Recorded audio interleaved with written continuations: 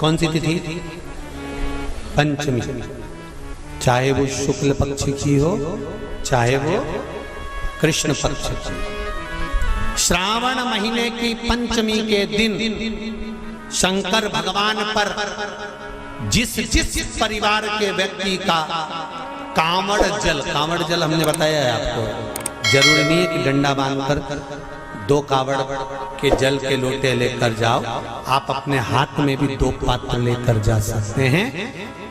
पंचमी तिथि के दिन हाथ में 2 लोटे जल के, 2 कलश जल के जब हम शंकर भगवान को चढ़ाते हैं तो ऊपर जो कमंडल होता है शिव जी के ऊपर जलधारी होती है, जिसमें जया, विषहरा, शामली, बारी, दौतली और देव, शंकर भगवान की 5 बेटियां जिसमें विराजमान होती हैं। जब हम जल समर्पित करते हैं, हमारे पीढ़ी में, परिवार में अगर कोई अधोगति में मर गया होता है, कुंवारी अवस्था में चले गया होता है, गर्भ में मर गया होता है, गर्भ के बाहर निकल कर भी अगर कुंवारी अवस्था में चले गया होता है, तो श्रावण महीने की दोनों पंचमी पर परिवार का अगर कोई एक व्यक्ति भी जल चढ़ा देता है शंकर भगवान पर, तो सर्प की योनि में नहीं पड़ता, जीव मुक्त हो जाता, प्रेत योनि में, सर्प की योनि से मुक्त हो जाता।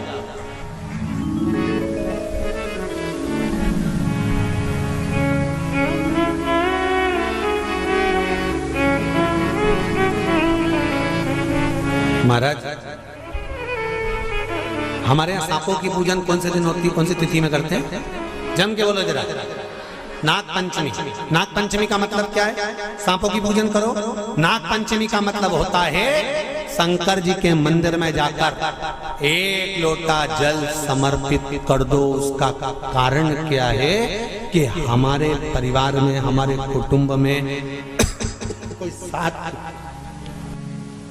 कुटुंब में, परिवार में कोई 7 पीढ़ी के अंतर्गत भी अगर कोई जीव तड़प रहा होता है, पड़ा हुआ होता है, उसकी मुक्ति नहीं होती है, तो पंचमी का चढ़ा हुआ जल उस जीव को प्राप्त हो जाता है।